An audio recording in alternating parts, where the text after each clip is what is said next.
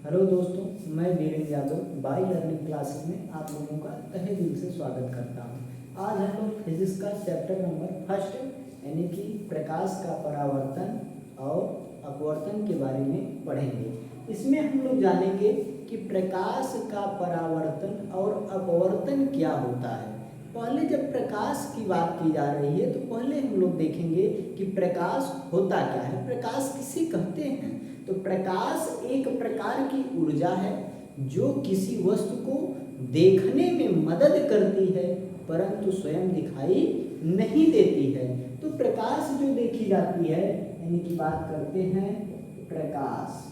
तो प्रकाश एक प्रकार की ऊर्जा है, प्रकाश एक प्रकार की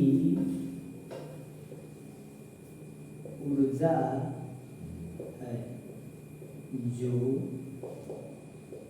किसी वस्तु को देखने में मदद करती है परंतु स्वयं नहीं दिखाई देती है, स्वयं नहीं दिखाई देती है। अब कहेंगे कि प्रकाश किस प्रकार से हमें दिखाई नहीं देती है। तो प्रकाश के अगर देखने की बात हम करते हैं तो इस स्थिति में जो देखा जाता है, अगर हम किसी टार्च को जलाते हैं तो बीच के मार्ग में प्रकाश हमको दिखाई नहीं देता है, जबकि प्रकाश जिस स्रोत से निकलता है वह स्रोत हमको दिखाई देता है। प्रकाश बीच के रास्ते से अगर जा रहा है तो वह हमको दिखाई नहीं देता है। अगर हम क्या करें कि किसी टार्च को जला करके देखें तो देखने पर हमें यह पता चलता है कि प्रकाश जो होता है वह सीधी रेखा में चलता है, और जो देखा जाता है कि उससे अगर कोई यानी कि पुंज क्या करता है कि वहाँ से गुजरता है तो वहाँ से अगर देखेंगे तो केवल प्रकाश जो होता है वह पुंज के पास हमको मतलब पुंज दिखाई देता है, पुंज के पास प्रकाश नहीं दिखाई देता है। अगर बीच के मार्ग में देखेंगे तो प्रकाश वहाँ पर दिखाई नहीं देता है। तो इस तरह से स्पष्ट होता है कि प्रकाश एक प्रकार की ऊर्जा है जो किसी वस्तु को देखने में मदद करती है परंतु स्वयं दिखाई नहीं देता है। अगर हम प्रकाश के गुणों के बारे में जानें कि प्रकाश के क्या गुण होते हैं जिसके आधार पर इसे प्रकाश कहा जाता है, और फिर इसके बाद इसमें अगर देखेंगे तो प्रकाश के गुण क्या होते हैं, बोलेंगे प्रकाश के गुण। प्रकाश के गुण की अगर हम बात करते हैं तो इसमें जो देखा जाता है कि पहला गुण इसका होता है कि प्रकाश सीधी रेखा में चलता है, प्रकाश सीधी रेखा में चलता है। प्रकाश सीधी रेखा में चलता है। इस चीज को हम कैसे स्पष्ट करेंगे कि प्रकाश सीधी रेखा में चलता है। यदि हम क्या करें, तीन यानी कि दफ्ती के तीन टुकड़ों को लें, दफ्ती के तीन टुकड़ों को लेकर के उनको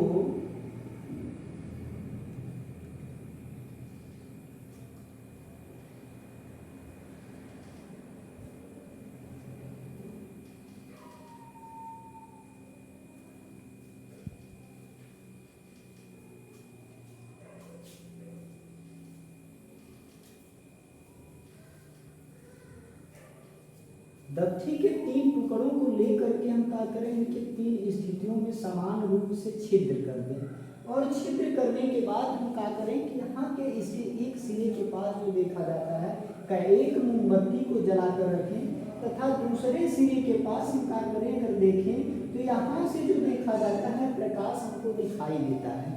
लेकिन यदि हम दफ्ती के इस एक टुकड़े को क्या करें, इसके छिद्र के स्थान को बंद करके दूसरे स्थान पर छिद्र कर दें। यदि छिद्र का स्थान जो होता है परिवर्तित हो जाता है तो वहाँ पर जो देखा जाता है कि प्रकाश जो होती है यानी कि वहां से होकर के वह गुजर नहीं पाती है। अगर प्रकाश सीधी रेखा में न चल के अगर वह टेढ़ी रेखा में चलती तो प्रकाश इस छिद्र से हो करके वह क्या करती, यहाँ पे हमको दिखाई देती।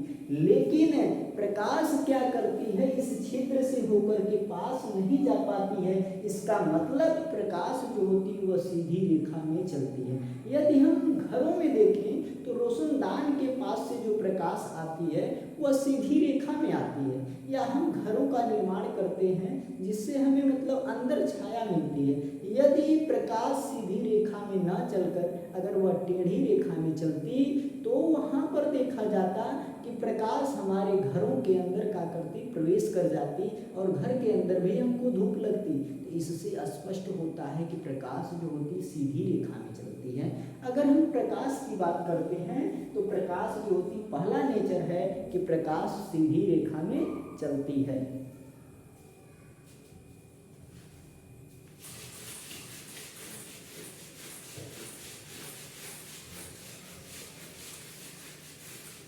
अब दूसरा कंसेप्ट इसका अगर हम देखें तो दूसरा कंसेप्ट जो होता है प्रकाश की चाल, प्रकाश की चाल वात या निर्वात में, या बोला जाए निर्वात में, निर्वात में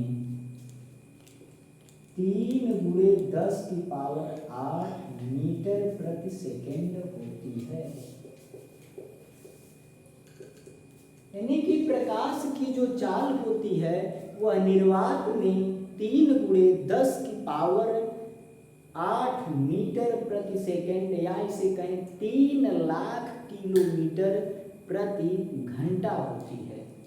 अब इसमें प्रति सेकेंड होती है। अगर इसकी बात हम करें तो इसमें जो देखा जाता है कि प्रकाश जो देखा जाता है अगर निर्वात में चल रही है तो इसकी चाल जो होती है 3×10⁸ मीटर प्रति सेकेंड या इसी को कहा जाता है 3 लाख किलोमीटर प्रति सेकेंड की स्पीड से प्रकाश क्या करती है, निर्वात में यानी कि चलती है। अब इसमें जो देखा जाता है प्रकाश का अगला नेचर की अगर हम बात करें तो प्रकाश का जो तीसरा नेचर होता है यानी कि प्रकाश विद्युत चुंबकीय तरंगों के रूप में चलता है। प्रकाश विद्युत चुंबकीय तरंगों के रूप में चलता है। अब इसका हम कैसे स्पष्टीकरण करेंगे कि प्रकाश जो होता है वह विद्युत चुंबकीय तरंगों के रूप में चलता है।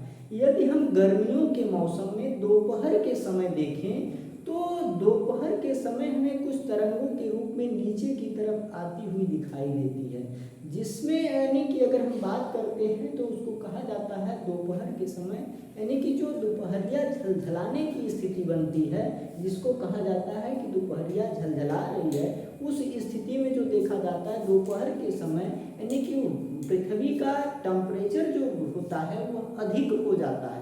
यानी कि जब पृथ्वी का तापमान अधिक हो जाता है जिसके कारण प्रकाश की तरंगें फैल जाती हैं। जब ये तरंगें फैल जाती हैं तो हमको स्पष्ट रूप से यानी कि कुछ इस तरह से टेढ़ी मेढ़ी आकृति में नीचे की तरफ आती हुई दिखाई देती हैं। इससे स्पष्ट होता है कि प्रकाश विद्युत चुंबकीय तरंगों के रूप में चलता है। तो तीसरा गुण हमने जान गया कि प्रकाश विद्युत चुंबकीय तरंगों के रूप में क्या करता है, चलता है। फिर अगर हम बात करते हैं कि प्रकाश के अगले गुण की अगर बात की जाती है तो अगला गुण, चौथा गुण जो है यानी कि प्रकाश फोटान के रूप में चलती है। फोटान के रूप में चलती है। यानी कि प्रकाश जो देखा जाता है यह ऊर्जा के छोटे छोटे बंडल होते हैं जिन्हें फोटान कहा जाता है। अब अब वे अगर तरंगों के रूप में आ रहे हैं तो बीच बीच में कुछ गोल आकृति की संरचना दिखाई देती है, जिसे हम क्या कहते हैं, ऊर्जा का बंडल या फोटान कहा जाता है। यानी कि इन्हीं ऊर्जा के छोटे छोटे बंडलों के रूप में प्रकाश क्या करता है, एक स्थान से दूसरे स्थान तक यानी कि गति करने का कार्य करता है।